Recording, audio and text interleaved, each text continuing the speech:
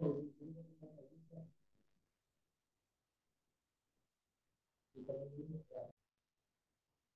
morning, students. Welcome to Learners Academy. So this is exercise number 10.3, part 3, right? In the previous two parts, we have covered questions up to question number 6. In between that, question number 5 has been left on. तो पहले इसको करेंगे, उसके बाद फिर आगे questions पढ़ेंगे। ठीक है। And the topic name is general form of equation of A line से हम बाकी फॉर्म्स में कन्वर्ट करना सीख रहे हैं। ओके।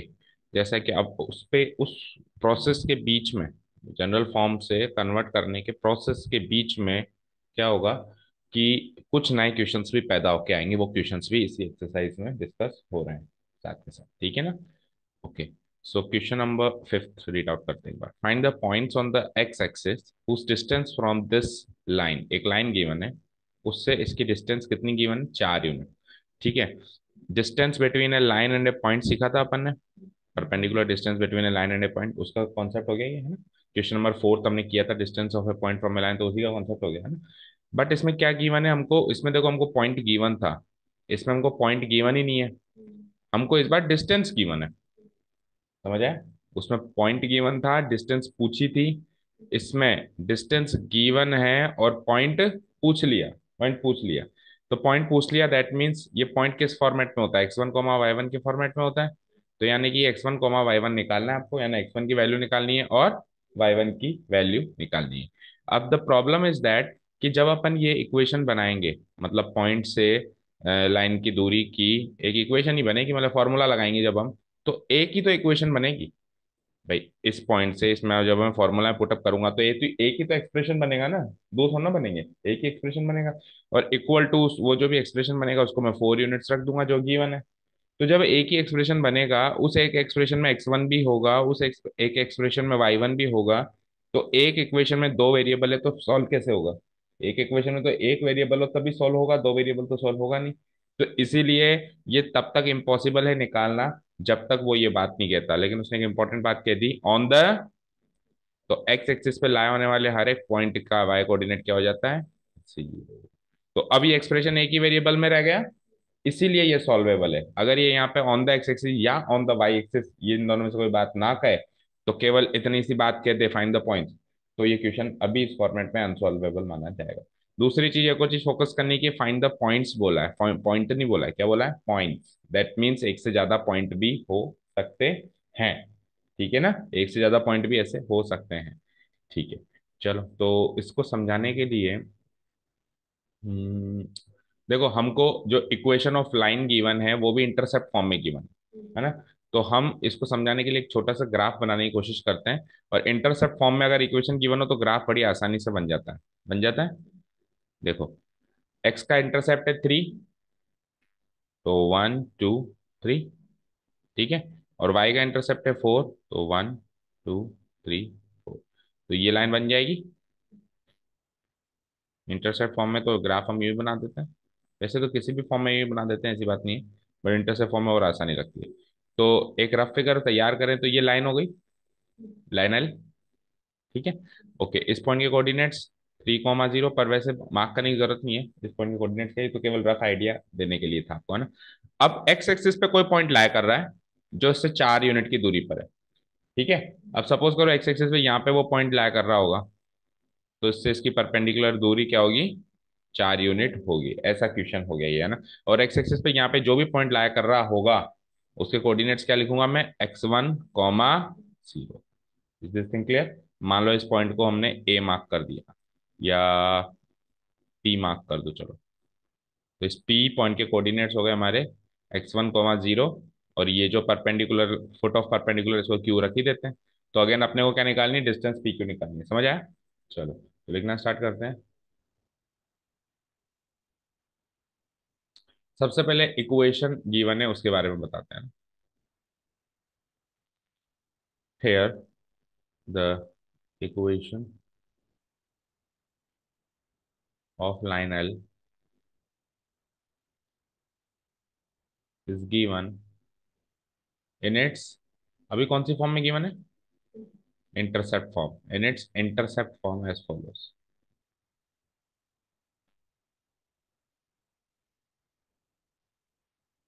एज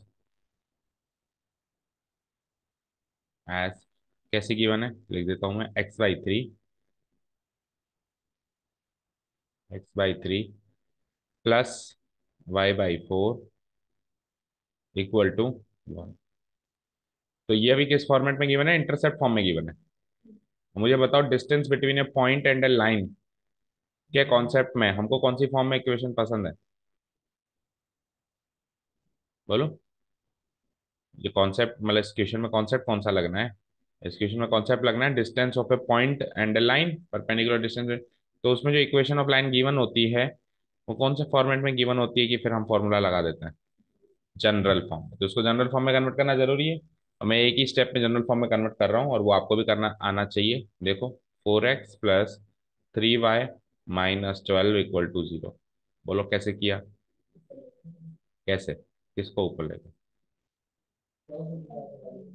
हमने पूरी इक्वेशन को इसके एलसीएम से मल्टीप्लाई कर दिया, डिनोमिनेटर्स के एलसीएम से 12 से मल्टीप्लाई किया। तो x/3 को 12 से मल्टीप्लाई किया 4x, y/4 को 12 से मल्टीप्लाई किया 3y, 1 को 12 से किया 12, और इधर आके वो इधर पॉजिटिव था तो इधर आके क्या हो गया, वो ये जनरल फॉर्म बन गई। This is my general form. तो जनरल फॉर्म जैसे ही बन गई, this is my general form, convert कर दी मैंने बराबर से। तो जनरल फॉर्म जैसे ही बन गई तो मैं ABC निकाल सकता हूँ अभी, निकालो। तो A हो जाएगा 4 कोएफिशिएंट्स ऑफ टर्म्स, B हो जाएगा 3 एंड C हो जाएगा -2। निकल गए ABC। अब वो जो पॉइंट है जिसकी डिस्टेंस दे रखी है उसको P मान लेते हैं, और क्योंकि वो एक्स एक्सिस पे है तो उसके कोऑर्डिनेट x1, 0 मान लेते हैं, है ना। Okay. Now now let the P, let the point P, let the let the point P जिसके coordinates x1, 0 be the point, be the point lying on x-axis, be the point lying on x-axis। Done. x-axis पे लाई होने वाला point assume कर लिया हमने। चलो अब distance निकालते हैं दोनों के बीच की, फॉर्मूला लगा दें। So the distance, perpendicular distance या सिंपली डिस्टेंस भी लिख सकते हो, distance between point P and the given line L, the given line L is given by, formula लगाना पड़ेगा, given by distance PQ equal to,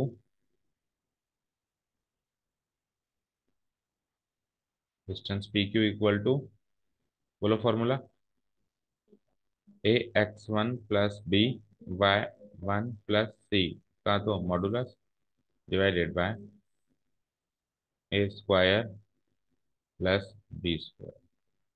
ठीक है, ये हो गया फॉर्मूला। नाउ व्हाट, ए, ए क्या है 4, और x1 तो पता नहीं है, तो 4x1, ठीक है, प्लस बी क्या है 3, y1 तो पता है 0, तो 3 × 0, प्लस C1 भी पता है, मतलब C भी पता है क्या, माइनस का 12। इसका तो होगा मॉडुलस डिवाइडेड बाय A का स्क्वायर मतलब 4 का स्क्वायर, B का स्क्वायर मतलब 3 का स्क्वायर, 4² + 3²। समझ आए। तो ये हो जाता है 4x1, 0, 3 × 0 तो 0 हो गया, तो -12 डिवाइडेड बाय 16, और 9 25, 25 का रूट 5, ठीक है 12। और इस पे मॉडुलस लग रहा है, इस पे क्या लग रहा है, मॉडुलस लग रहा है। यहाँ तक क्लियर है। अब हमेशा एक चीज याद रखना, मॉडुलस वाली क्वांटिटी का आंसर पॉजिटिव आता है वो ठीक है, लेकिन मॉडुलस वाली क्वांटिटी को किसी चीज के इक्वेट कर दिया जाए, इक्वेशन बना दी जाए, मतलब मॉडुलस को किसी इक्वेशन में पुट किया जाए जिसमें मॉडुलस वाली चीज या तो एलएचएस में हो या आरएचएस में हो, ऐसी किसी चीज में पुटअप किया जाए, तो उसकी दो वैल्यूज मानी जाती है, एक बार प्लस और एक बार माइनस। क्योंकि सुनो ध्यान से, अंदर ये वाली वैल्यू तो प्लस या माइनस दोनों हो सकती है ना, हो सकती है ना। हाँ, इसका आंसर एक पॉजिटिव वैल्यू आ रही है, मॉडुलस हट लग के वो पॉजिटिव वैल्यू आ रही है, लेकिन अभी इसका आंसर थोड़ा निकाला, इसका आंसर है इसका आंसर ऑलरेडी मेरे पास है, लेट्स से इसका आंसर क्या है, 4 यूनिट। तो इसका आंसर 4 यूनिट है, तो अंदर पॉजिटिव है तो भी 4 है, और अंदर नेगेटिव है तो भी। तो इसके दो वैल्यूज माननी पड़ेगी, एक बार अंदर वाली चीज को पॉजिटिव वैल्यू माननी पड़ेगी और एक बार अंदर वाली चीज को नेगेटिव। ठीक है ना, समझ आया ना। मॉडुलस के साथ कैसे डील करना है, अगर उसको किसी के साथ इक्वेट करना पड़े तो दो बार, दो तरीकों से इसको इक्वेट करेंगे। 4 यूनिट्स ये आपको गिवन है एक तरीके से ना, तो इक्वेट कर दो। दैट इज, यहाँ इक्वेशन बना रहा हूं मैं, दैट इज 4x1 - 12 को क्या करूंगा, एक बार तो प्लस और एक बार माइनस। 4x1 - 12 है ना, इक्वल टू 5, उधर जाके 5 4 जा 20 हो गया, 5 4 जा 20 हो गया। चलो तो यहां से अब इसको खोल रहा हूं मैं, एक बार प्लस में खोल रहा हूँ, देखो 4x1 - 12 प्लस में तो ऐसे कैसे खुलेगा, इक्वल टू 20 हो जाएगा। और दूसरे केस में क्या करेंगे, इसको नेगेटिव खोलो, तो माइनस का 4x1 माइनस माइनस प्लस का 12 इक्वल टू 20। ठीक है, तो यहाँ से 4x1 की वैल्यू हो जाती है 20 + 12 32, और यहाँ से 4x1 की वैल्यू क्या आ जाती है, यहाँ से 20 - 12 यानी कि 8। यहाँ से x1 की वैल्यू आ जाती है 32/4 8, और यहाँ से x1 की वैल्यू क्या हो जाती है, -8 डिवाइडेड बाय -4 करेंगे तो बोलना, 8 डिवाइडेड बाय -4 करेंगे तो -2। ठीक है, तो एक वैल्यू x1 की ये आई और एक वैल्यू एक्स वन की आई, तो मिल गए 2 पॉइंट। और वाई कोऑर्डिनेट तो दोनों का जीरो, मतलब दोनों पॉइंट्स के एक्स कोऑर्डिनेट तो मिल गए, दोनों पॉइंट्स के वाई कोऑर्डिनेट। तो देखो एक पॉइंट तो ये यहाँ पे, यानी करीब अंदाजे से मार्क किया था मैंने, स्क्रीन पे देखो, अंदाजे से मैंने मार्क किया था, ये -2 है ये, है ना, ये क्या है -2, अंदाजे से मार्क किया था, ये पॉइंट्स करेक्ट है। और एक पॉइंट देखो 8 पे आ रहा है, कहाँ पे आ रहा है 8, यानी कि कहाँ पे, अभी ये कहाँ पे, हम 1 2 3 4 5 6 7 8 करीब यहाँ पे है दूसरा पॉइंट, जो कि इससे परपेंडिकुलर दूरी बनाएंगे तो सेम इतनी बनाएगा। अब कैसे, देखो ध्यान से, ऐसे इससे मैं परपेंडिकुलर दूरी ऐसे बनाऊंगा, कैसे, ऐसे बन रही है। तो ये दूरी भी 4 यूनिट है और ये दूरी भी 4 यूनिट। तो प्रूव हो गया ना भाई, एक्स एक्सिस पे ऐसे दो पॉइंट हो सकते हैं जिसकी दूरी इससे 4 यूनिट, जरूरी थोड़ा ना कि इधर की साइड से, उधर की साइड से भी तो कोई पॉइंट आ सकता है जिसकी दूरी 4 यूनिट है, समझ गए ना। तो ये मैंने जानबूझ के फिगर का, इधर वैसे कोई रोल नहीं है, अगर मैं फिगर ना भी बनाऊं तो ये पूरा सॉल्यूशन है, इसमें से x1 की वैल्यू आ गई, पॉइंट्स दो चाहिए थे, एक आ गया 8,0, एक हो गया -2,0, तो पॉइंट्स तो आ चुके हैं, बट फिगर क्यों बनाया, आपको इलस्ट्रेशन पता होना चाहिए कि अच्छा इस तरीके से ये लाइन है और इस तरीके से ये जो है एक पॉइंट यहाँ पे आ रहा है जिसकी दूरी भी 4 यूनिट है, और एक पॉइंट पीछे से भी आ सकता है जिसकी दूरी भी 4 यूनिट है, तो लेट्स से इस पॉइंट को हम आर मार्क कर सकते हैं ना। ठीक है, चलिए, तो hence hence the 2 points, the required 2 points on the x-axis are, on the x-axis are, बोलो x1 की वैल्यू एक बार 8 ले लूं तो 8,0, क्योंकि पॉइंट क्या लिया था मैंने, x1,0, वाई कोऑर्डिनेट तो 0 फिक्स था। एंड दूसरा क्या हो जाएगा, -2,0, मैच करो आंसर।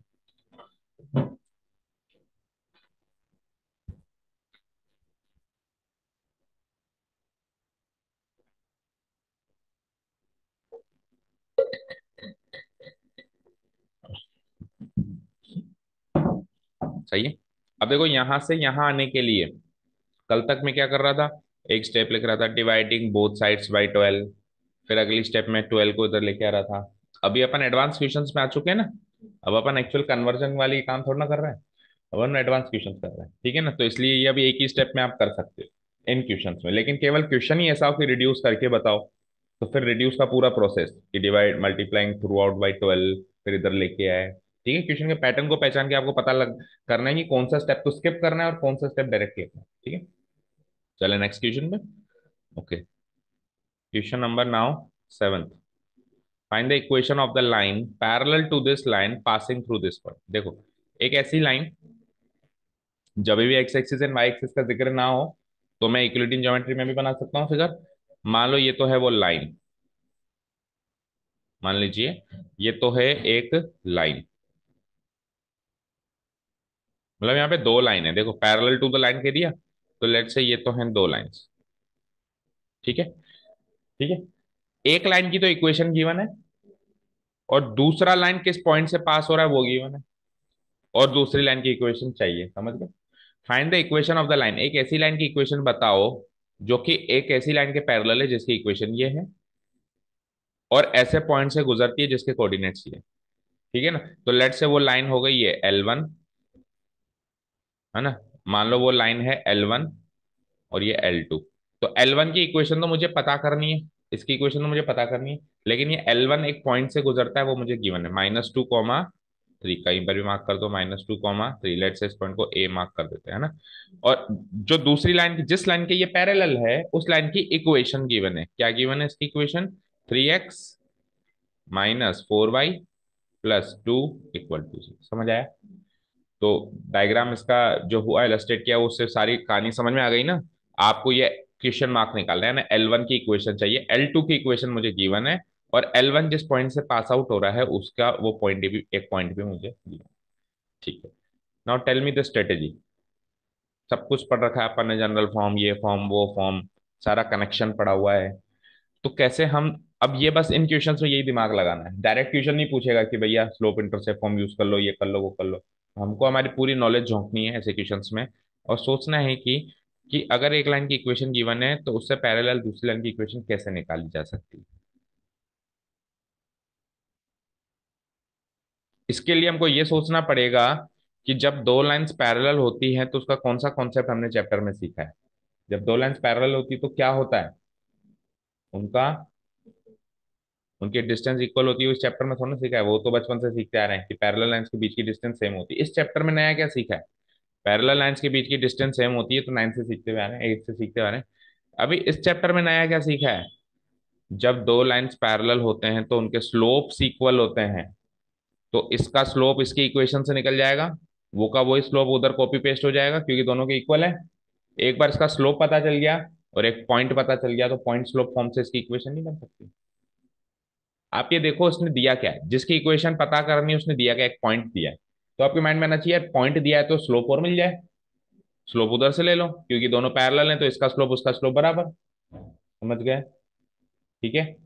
चलिए, तो पहले हम इसकी इक्वेशन से इसका स्लोप निकालते हैं, और इसकी इक्वेशन से स्लोप निकालने के लिए अभी ये जनरल फॉर्म में, तो किस में कन्वर्ट करना पड़ेगा, स्लोप इंटरसेप्ट फॉर्म में कन्वर्ट करना पड़ेगा ताकि स्लोप आए। और नहीं तो डायरेक्ट फॉर्मूला याद हो आपको क्या, A1/-A1/B1, ऐसे कुछ फॉर्मूला है ना।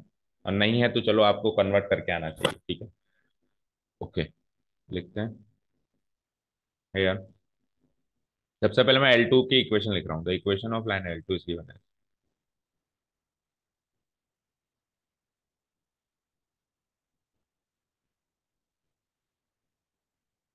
is given as, equation given as 3x - 4y +2 = 0। तो मैं स्ट्रेट अवे इसको कन्वर्ट कर रहा हूँ स्लोप इंटरसेप्ट फॉर्म में। अभी तो ये जनरल फॉर्म है, स्लोप इंटरसेप्ट फॉर्म में कन्वर्ट कर देते हैं तो हो जाता है, 4y की वैल्यू हो जाती है वहां से 3x + 2, और y की वैल्यू हो जाती है 3/4x + 2/4 करेंगे तो 1/2। तो ये आ गई मेरी slope intercept form, y = mx + c। ठीक है ना। तो कंपेयरिंग, ये तो थी मेरी क्या, जनरल फॉर्म, ये तो क्या थी मेरी, जनरल फॉर्म,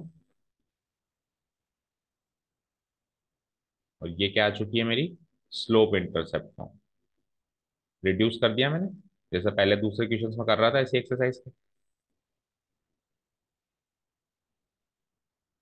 ठीक है। ये है मेरी स्लोप। तो कंपेयर करूंगा स्टैंडर्ड फॉर्म से, comparing the equation with the standard slope intercept form,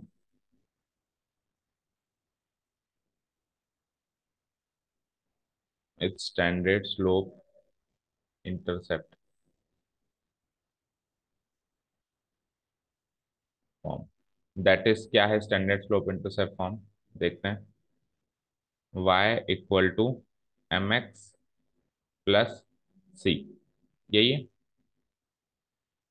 तो m की वैल्यू क्या कंपेयर हुई, 3/4, और c की वैल्यू क्या कंपेयर हुई, 1/2। We get. यहाँ लिख देते हैं वी गेट, यहीं लिख दो चलो, इसी के नीचे लिखा जाता है ना, we get M equal to 3/4 and C equal to 1/। खैर सी से तो मुझे मतलब नहीं है, मुझे स्लोप से मतलब था, स्लोप निकल गया इस लाइन का 3/4, तो इसका स्लोप 3/4, तो उसका भी 3/4। डायरेक्ट फॉर्मूला क्या था, -a/b, यही था। तो -a करता है तो -3/b क्या है, -4, तो भी वही आता है। तो डायरेक्ट फॉर्मूला याद है तो ये रिड्यूस करने का टंटा नहीं पालना पड़ेगा, नहीं याद है तो फिर रिड्यूस करना पड़ेगा, ठीक है। तीन चीजें निकालने का डायरेक्ट फॉर्मूला पता होना चाहिए, स्लोप निकालने का -a/b, वाई इंटरसेप्ट निकालने का -c/b, और एक्स इंटरसेप्ट निकालने का -c/a, यही था। Okay. चलिए ये आ गया स्लोप।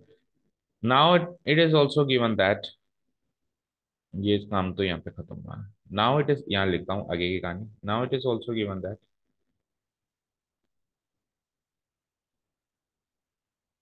गिवन दैट, एक काम करते हैं, इस लाइन का नाम अपन ने L2 रखा है, क्या रखा है, L2। तो मैं इसको M2 मार्क कर रहा हूँ, क्या मार्क कर रहा हूँ, स्लोप, इसके स्लोप को भी क्या मार्क कर रहा हूँ, M2, ठीक है ना। और इसके स्लोप इंटरसेप्ट फॉर्म में भी M2 रख दो। और फिर इसको 2 रखा है तो उसको भी 2 रखना पड़ेगा, C2। हालांकि वो C2 का कोई रोल नहीं है, बट जब 2 रखा है तो सबको 2 है ना। Okay, now it is also given that lines L1, that lines, line L1 is parallel to line L2, ये गिवन है, ठीक है। तो अगर दोनों लाइंस पैरेलल हैं, इंप्लाई क्या करेगा, M1 इक्वल टू M2। और M2 निकाल लिया आपने, कितना, 3/4। तो M1 की वैल्यू भी हो गई 3/4। तो आ गया उसका स्लोप, है ना। स्लोप ऑफ लाइन L1 क्या आ गया, 3/4। दैट इज, इसको सिंप्लीफाइड फॉर्म में भी लिख लो, that is slope of line L1, slope of line L1, that is M1 has come out to be what, 3/4। यहाँ तक क्लियर, ठीक है। अब स्लोप आ गया। अब ये भी गिवन है कि एक पॉइंट है हमारे पास, तो उसकी इक्वेशन बना देंगे। Also it is given that, also it is given that line L1 passes, line L1 passes through the point, through the point A, इसके कोऑर्डिनेट्स क्या गिवन है, -2, ये भी गिवन है। So equation of line L1 in slope, नहीं, in point slope form is given by, है ना। कहाँ करूं, इसके बाद की कहानी यहाँ कर देते हैं।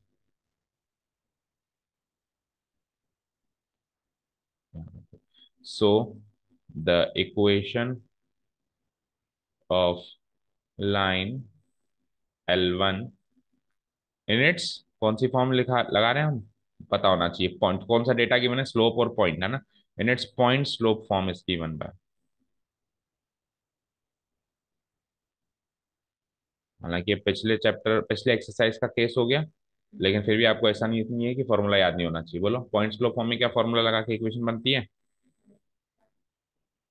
y - y1 equal to slope into, तो स्लोप M1 है आपकी बार, इंटू x - x1। पुटअप करूं वैल्यूज, ठीक है। इम्प्लाई y - y1 क्या लूंगा, ये 3, तो y - 3, और M1 क्या निकाला अपन ने, 3/4, इंटू x -2, ठीक है। इम्प्लाइज y - 3, y - 3 से तो 4 मल्टीप्लाई हो जाएगा, कर दूं, तो 4y माइनस का 12, क्योंकि इक्वेशन हमेशा जनरल फॉर्म में चाहिए होती है ना। और 3 से इसको कराओ तो 3x, और वो +2 हो चुका है, तो 3 × 2 = 6।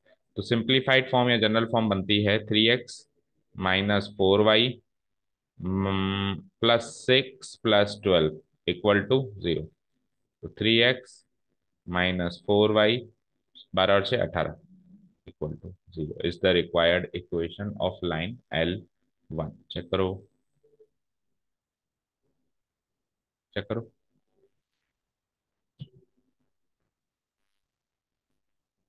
और क्या नोटिस किया बेटा, L2 की इक्वेशन देखो जरा, और L1 की देखो। L2 की जो गिवन थी और L1 की जो आपने निकाली है, क्या नोटिस किया, सेम है। ए A1 same, B1 same, A1 B1, A1 A2 same, B1 B2 same, केवल डिफरेंस क्या है, C1 और C2। तो हम जब पैरेलल लाइंस के बीच की डिस्टेंस का फॉर्मूला भी अभी बात कर रहे थे, वो निकाल रहे थे, तो भी अपन ने देखा था कि अगर जो दो लाइंस पैरेलल हैं तो उनकी इक्वेशन भी कुछ ऐसी फॉर्मेट में होगी कि उनके कोएफिशिएंट ए और बी तो सेम होंगे, कोएफिशिएंट सी में ही डिफरेंस होगा। ओके, ठीक है, चलें, ये आंसर मैच हो गया। ठीक है। क्वेश्चन नंबर 8 देखो, find the equation of line. क्या हुआ, जल्दी करो।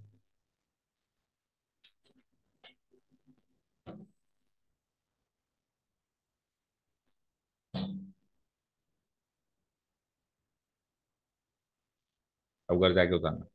नेक्स्ट क्वेश्चन देखो, find the equation of a line perpendicular to this line having X intercept 3। अब देखो, पिछले और इस क्वेश्चन में फर्क क्या है। इस बार एक लाइन के पैरेलल जो लाइन होती है उसकी इक्वेशन निकालनी थी, इस बार इस लाइन के परपेंडिकुलर जो लाइन होती है उसकी इक्वेशन निकालनी। कॉन्सेप्ट सेम होगा, इधर से भी स्लोप निकाला था, इधर से भी स्लोप निकल सकता है, लेकिन उस पिछले क्वेश्चन में इसका स्लोप इसके एग्जैक्टली बराबर था। इस बार एग्जैक्टली बराबर नहीं है क्योंकि परपेंडिकुलर रिलेशनशिप है, तो m1 m2 इक्वल टू -1 वाले रिलेशनशिप से हम दूसरे का स्लोप निकालेंगे। एक बार दूसरे का स्लोप निकल गया, एक्स इंटरसेप्ट दिया हुआ है, तो स्लोप इंटरसेप्ट फॉर्म से इक्वेशन निकल जाएगी। ठीक है, तो मैं एक काम कर रहा हूँ, पिछले क्वेश्चन में ही कर रहा हूँ चेंजेस। आप केवल चेंजेस नोट डाउन करें, और उसके बाद फिर ये क्या हुआ,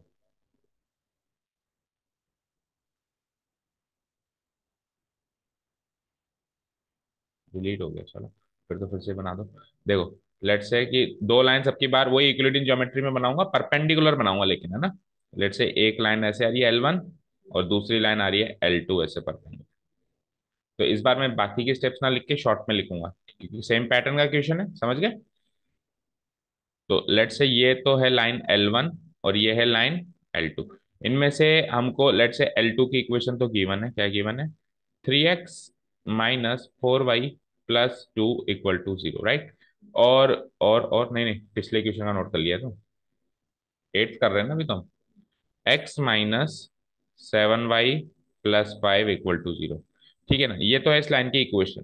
ठीक है, और जो दूसरी लाइन है L1 जिसकी इक्वेशन निकालनी है उसका क्या गिवन है, पिछली बार जैसे एक पॉइंट गिवन था, पिछली बार जैसे एक पॉइंट गिवन था, अभी पॉइंट नहीं गिवन है, अभी इसका एक्स इंटरसेप्ट गिवन है। यानी कि इसका एक्स इंटरसेप्ट को किस से डिनोट कराते हो आप, डी से, स्मॉल लेटर डी, डी इसका डी गिवन है 3। तो इस बार इसकी स्लोप इंटरसेप्ट फॉर्म भी स्लोप एक्स इंटरसेप्ट फॉर्म बनेगी क्योंकि एक्स इंटरसेप्ट गिवन है। स्लोप इंटरसेप्ट फॉर्म में दो थी, slope Y intercept form, slope X intercept form. तो वैसे तो अपन स्लोप वाई इंटरसेप्ट फॉर्म ही बनाते हैं जैसे पिछली क्वेश्चन में भी किया, लेकिन इस बार एक्स इंटरसेप्ट ही गिवन है तो फिर और कोई ऑप्शन नहीं है। ठीक है, और स्लोप यहां से ले लेंगे, ठीक है ना। तो शॉर्ट में चलते हैं, पहले इक्वेशन लिखता हूँ और वही कन्वर्ट करते हैं। तो here the equation of line L1। Steps पहले पहले वाले क्वेश्चन के ही चलेंगे। लाइन L2 सॉरी, है ना, L2 की बात करेंगे पहले। इस गिवन एस x - 7y + 5 = 0। ठीक है, जनरल फॉर्म में गिवन है, बताओ तो उसका स्लोप कैसे निकालेंगे, बोलो उसका स्लोप कैसे निकालेंगे। हम्म। हम्म। क्या, स्लोप इंटरसेप्ट फॉर्म में कन्वर्ट करने।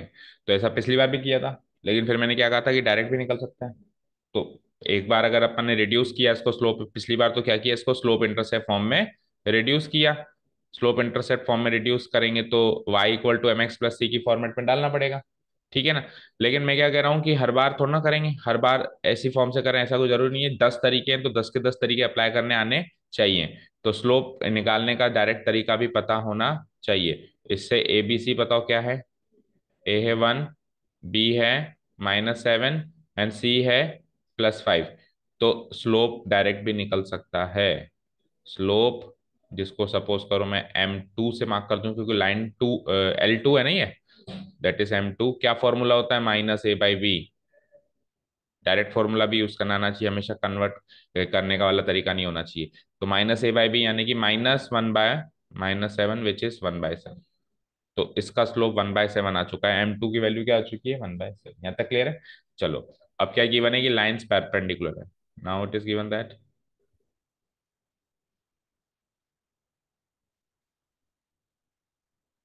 Line L1 perpendicular to line L2। Perpendicular to line L2। तो जैसे हमको ये पता चलेगा कि line L1 is perpendicular line L2, तो एक्सरसाइज नंबर 10.1 का लॉजिक यूज करके मैं कह सकता हूं कि M1 M2 equal to -1 relation होता है ना परपेंडिकुलर लाइंस के बीच का, जिसमें से M2 की वैल्यू गिवन है तो M1 निकल के आ जाएगा। M1 इंटू M2 की वैल्यू क्या है, 1/7 इक्वल टू हो गया -1। तो यहां से बोलो M1 की वैल्यू -7 आ गया इसका स्लोप, और इसका एक्स इंटरसेप्ट ऑलरेडी डी गिवन है, तो बना दे equation also. X intercept of line L2, line L1, that is, इसको अपन डी से डिनोट कर। अब देखो लाइन L1 है तो उसको भी D1 कहो, क्या कहोगे, D1, इधर भी D1 लिखो, क्योंकि अगर दो लाइन से और एक को 1 और एक को 2 लिखा है तो उसकी सारी चीजों को 1 और 2 चलाना पड़ेगा, चाहे से उसका स्लोप हो, चाहे से उसका वाई इंटरसेप्ट हो, चाहे उसका एक्स इंटरसेप्ट हो, चाहे इसकी जनरल फॉर्म में ये ABC हो। ठीक है ना, इधर भी हमने गलत लिखा है, कायदे से A2 B2 C2 लिखना चाहिए, पर चलो अभी इतना तो चला लेते हैं ना, क्योंकि दूसरी लाइन है ना। Okay, that is D2 equal to कितना गिवन है, एक्स इंटरसेप्ट कितना गिवन है बोलो, 3, ये गिवन है हमको। तो M1 और D1 की मदद से अपन इक्वेशन बना रहे हैं। So the equation of line L1 in its slope X intercept form.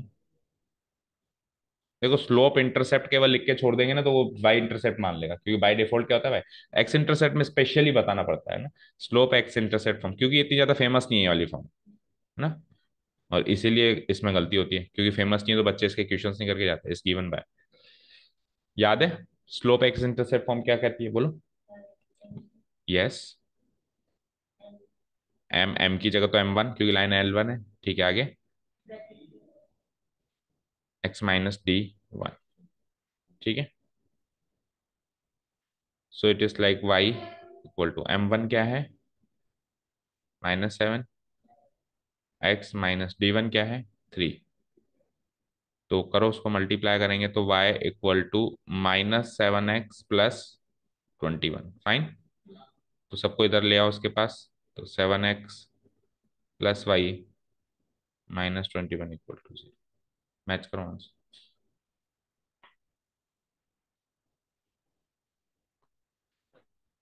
सही है। ओके, इसके आपने वो करे, ए और बी के कोऑर्डिनेट्स मैच करे, देखो मतलब कुछ कनेक्शन निकाला। देखो जैसे पिछली बार तो सेम आए थे क्योंकि लाइंस पैरेलल थी, इस बार कैसे आए देखो, क्रॉस में आए। और सी का तो खैर रोल ही नहीं है, सी तो हमेशा लगाता ही है ना। ठीक है, ओके। चलें, तो ये थोड़ा बहुत रिलेशन पता करके चलो, तो अगली बार जैसे दो लाइंस आ जाएं, किसी क्वेश्चन डायरेक्टली गिवन, तो देखते पता चले यार शायद ये परपेंडिकुलर है, और इक्वल आ जाए A1 equal to A2, B1 equal to B2, तो शायद ये पैरेलल। चलिए next question, question number 9, find the angle between. चलिए, एंगल बिटवीन टू लाइंस का कॉन्सेप्ट आ चुका है, तो दो लाइंस के बीच का एंगल निकालने का तरीका क्या है बताओ। दो लाइंस के बीच का एंगल निकालने का डायरेक्ट फॉर्मूला तो सीखा नहीं है, बताओ सिखाएंगे, बोलो। टेन थीटा वाला, दो लाइंस के बीच का एंगल नहीं, एक लाइन का, एक एक्स एक्सिस से एंगल निकालने का तरीका होता है टेन थीटा, तो स्लोप गिवन है तो एक लाइन का एक्स एक्सिस से एंगल निकालना है। जैसे सपोज करो कि ये एक लाइन है ना, मान लो एक लाइन है, इसकी इक्वेशन गिवन है कुछ भी, तो वहां से इसका स्लोप निकाल लूंगा, इस स्लोप को टेन थीटा के इक्वेट कर दूंगा, तो वहां से जो भी थीटा निकल के आएगा वो इस लाइन और एक्स एक्सिस के बीच का एंगल होगा, इस लाइन का और एक्स एक्सिस के बीच का एंगल होगा।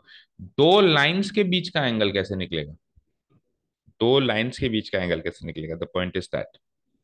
10.2 में सीखा था क्या फॉर्मूला, बिल्कुल सीखा था, यस सीखा था। बताओ क्या फॉर्मूला था, और लेकिन उसका पता है क्वेश्चन नहीं आया शायद कभी भी, है ना। 10.2 में आया था क्वेश्चन, आया नहीं, लेकिन फॉर्मूला जरूर सीखा है हमने। The formula is tan theta equal to M1 -M2 divided by 1 plus M1 M2। फाइन। और इसका क्या लगा देते हैं अपन, मॉडुलस, क्योंकि हम एक्यूट एंगल निकालते हैं, यही फॉर्मूला है। तो और M1 M2 कहाँ से निकालेंगे, इनकी इक्वेशन से। एक की लाइन की इक्वेशन L1, एक की लाइन की इक्वेशन L2। तो इसका स्लोप M1, इसका स्लोप M2। ठीक है, चलो करो। तो लेट से ये है लाइन L1, और ये है मान लो लाइन, इक्विलेटरल ज्योमेट्री में बना देते हैं, ये है लाइन L2। ठीक है, L1 एंड L2। और एंगल निकालना है इन दोनों के बीच का, ये वाला थीटा। ठीक है।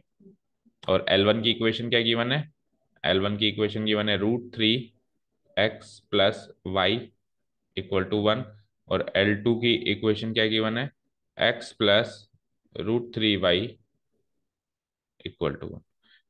ठीक है। अच्छा देखो, इन लाइंस के बीच में दो एंगल्स निकलेंगे, एक एंगल तो ये भी निकलेगा और एक एंगल ये भी निकलेगा, एक एक्यूट निकलेगा और एक ऑब्ट्यूस निकलेगा, दो एंगल्स निकलेंगे। अगर मैं मॉडुलस लगा के मतलब मॉडुलस लगाते हैं, तो मॉडुलस का मतलब ये होता है कि एक बार प्लस एक बार माइनस।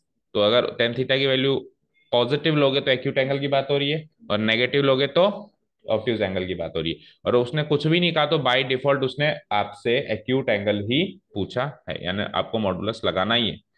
ठीक है, hair the equations of the line, here the equations of lines, दोनों का साथ में लेके चल रहा हूं मैं, L1 and L2 are given as, बोलो L1 की इक्वेशन यहां लिख देते हैं। बोलो क्या है, √3x+y = 1। एंड L2 की इक्वेशन यहां लिख देते हैं, बोलो वो क्या गिवन है, x+√3y = 1। ठीक है। तो आपको स्लोप चाहिए एंगल निकालने के लिए, आप स्लोप कैसे निकालोगे, मतलब इसको इंटरसेप्ट फॉर्म में कन्वर्ट करके, या फिर आपको डायरेक्ट पता होना चाहिए -a/b। बट ऐसे केसेस में आई विल सजेस्ट कि आप स्लोप इंटरसेप्ट फॉर्म में कन्वर्ट करो, है ना। तो स्लोप इंटरसेप्ट फॉर्म में कन्वर्ट कर देते हैं, तो it is like y = -√3x+1। और इधर कन्वर्ट करो जरा, तो y क्या बनता है, x उधर जाएगा तो -x, है ना, और √3 से डिवाइड भी होगा, तो -1/√3x। और फिर 1/√3 से डिवाइड होगा तो +1/√3। तो ये तो हो गई एक लाइन की equation in in the slope intercept form, और ये हो गई इसकी इसकी इक्वेशन। तो कंपेयर कर देता हूं मैं दोनों को, है ना। Comparing both equations with the standard slope intercept, comparing both equations with standard, चाहो तो दोनों को इक्वेशन 1 इक्वेशन 2 भी मार्क कर सकते हो ना, standard slope intercept form.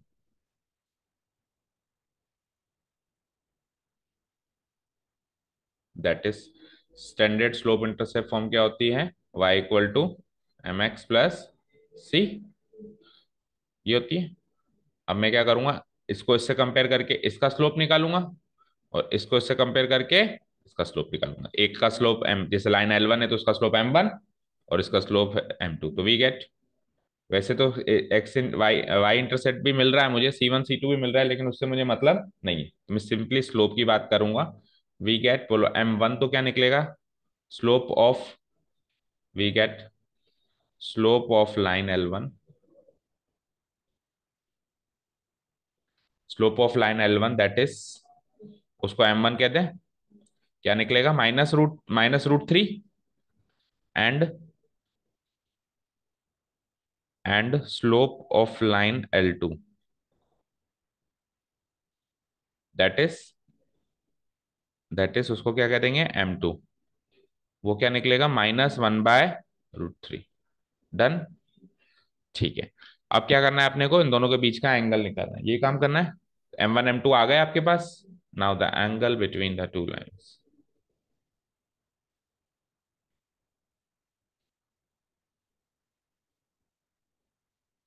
Between two lines L1 and L2 is given by, ठीक है, फॉर्मूला जानते ही हो आप क्या, tan theta = modulus M1 - M2 / 1 - M1।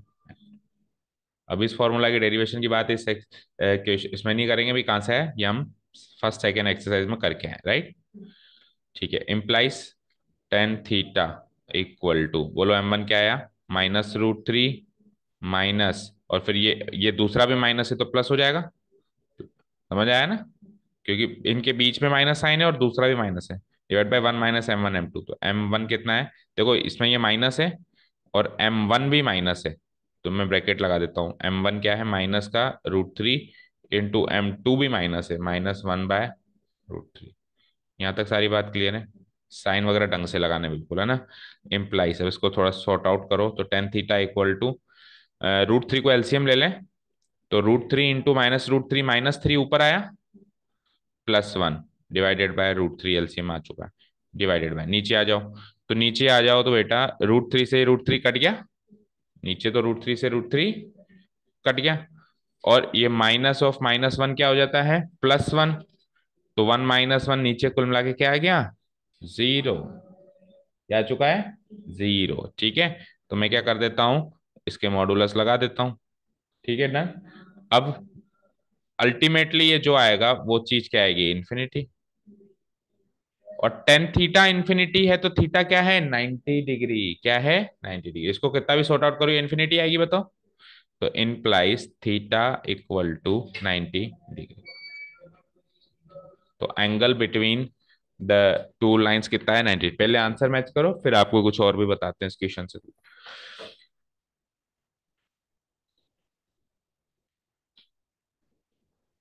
क्या,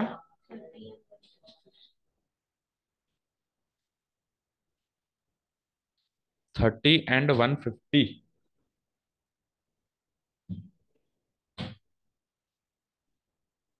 सही देख रहे हो।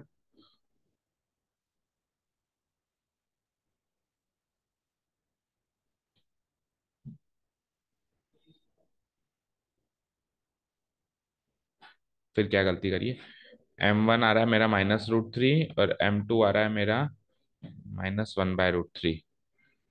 तो मैंने क्या करा,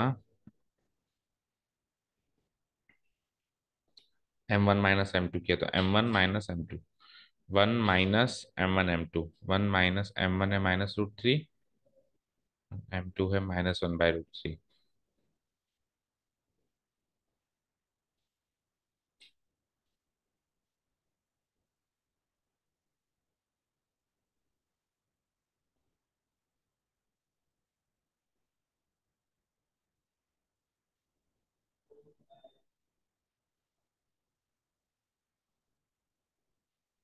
हम्म,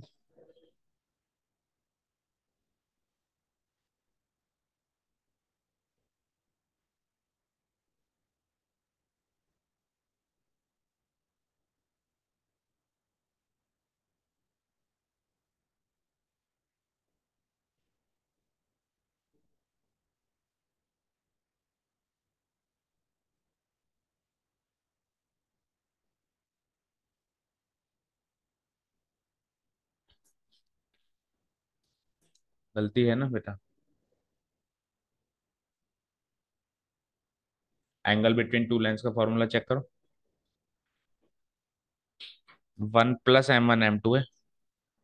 चेक करो एक बार। क्या,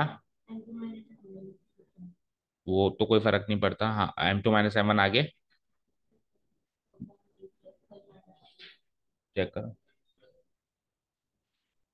गलती पता चल गई।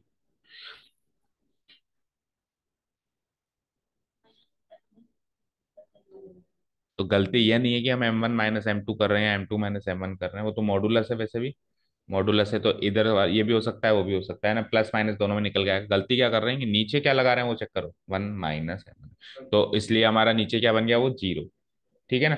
और देखो ये 90 डिग्री निकल के आएगा भी नहीं, क्योंकि अगर 90 डिग्री तो तब निकल के आता जब, आप खुद सोचो 90 डिग्री कब निकल के आता, जब M1 M2 परपेंडि 90 डिग्री मतलब दोनों लाइंस परपेंडिकुलर, तो M1 M2 -1 होना चाहिए था उस केस में। और इन दोनों का प्रोडक्ट -1 हो कहाँ रहा है, इन दोनों का प्रोडक्ट तो +1 हो रहा है। समझ रहे हो, इन दोनों का प्रोडक्ट अगर -1 होता तो इन दोनों के बीच का एंगल 90 डिग्री होता, तो ये परपेंडिकुलर होते। तो हमारा तो +1 के केस में भी 90 डिग्री निकल के आ गया, तो गलती तो है। ठीक है, वहां से भी पता चल गया था। ठीक है, तो चेंजेस करो, यहाँ पे आएगा प्लस, यहाँ पे आएगा प्लस, तो ये -1 इंटू -1 +1, तो 1 + 1 2 हो जाएगा। क्या हो जाएगा, टू हो जाएगा यहाँ पे, करेक्शन करते हैं, डिवाइडेड बाय टू। और -3 + 1 कितना होता है? -2। तो -3 + 1 -2, -2 से देखो ये क्या हो जाएगा, -2 तो ऊपर और नीचे 2√3, राइट, मॉडुलस। तो 2 से 2 कट गया, तो क्या हो जाएगा, मॉडुलस -1/√3 क्या हो जाएगा। मैं इस वाले ब्लॉक में सॉल्व कर देता हूँ बाकी की कहानी। तो टेन थीटा क्या हो जाएगा, मॉडुलस मॉडुलस -1/√3। अब मैंने क्या कहा कि दो एंगल्स निकालने हैं हमको। तो एक एंगल में हम क्या करेंगे, इसकी वैल्यू पॉजिटिव अज्यूम करेंगे। मैं ऐसे मानूंगा कि मॉडुलस लग के ये पॉजिटिव हो गया। और एक में हम क्या करेंगे, नेगेटिव। तो हम सिंपली एक काम कर सकते हैं, हम एक बार इसका एक्यूट एंगल निकालते हैं। एक्यूट एंगल निकालने के लिए मॉडुलस से बाहर जाके पॉजिटिव हो गया। भाई कभी भी आपसे पूछे ना एक्यूट एंगल निकालो, तो आप क्या करोगे, मॉडुलस लगा दोगे। तो मॉडुलस लगा दिया। अब फिर कोई नहीं नहीं ऑब्ट्यूज एंगल भी निकालो। तो दूसरा तरीका है कि इसका वैल्यू नेगेटिव मानो, और उससे भी आसान तरीका है कि 180 से माइनस कर दो। क्योंकि ऑब्ट्यूज एंगल ऐसे तो निकलेगा, 180 माइनस एक्यूट एंगल, यही तरीका उसमें भी बताया था आपको ना। सो टेन थीटा इक्वल 1/√3 है, तो थीटा क्या है, 30 डिग्री। तो एक एंगल एक्यूट एंगल तो ये निकल गया है ना, और ऑब्ट्यूज एंगल ये तो है मेरा एक्यूट एंगल, ये तो है मेरा एक्यूट एंगल। और ऑब्ट्यूज एंगल कैसे निकलेगा, ऑब्ट्यूज एंगल निकालने के लिए जो एक्यूट एंगल निकला है उसमें उसको 180 से घटा, 180 माइनस थीटा कर दो, यानी कि कितना आ जाएगा वो, 130 डिग्री। आगे दोनों आंसर्स मैच होगा। दैट मीन्स ये तो है मेरा 30 डिग्री, और ये वाला एंगल है मेरा वन, ओ सॉरी ये है, ये 150 है, सॉरी नॉट 130, ये है मेरा 150 डिग्री। फाइन, समझ आया। ठीक है। तो फॉर्मूला यानी कि अच्छे से याद होने चाहिए, नहीं तो सारा गड़बड़ हो सकता है। ठीक है, डन। ओके।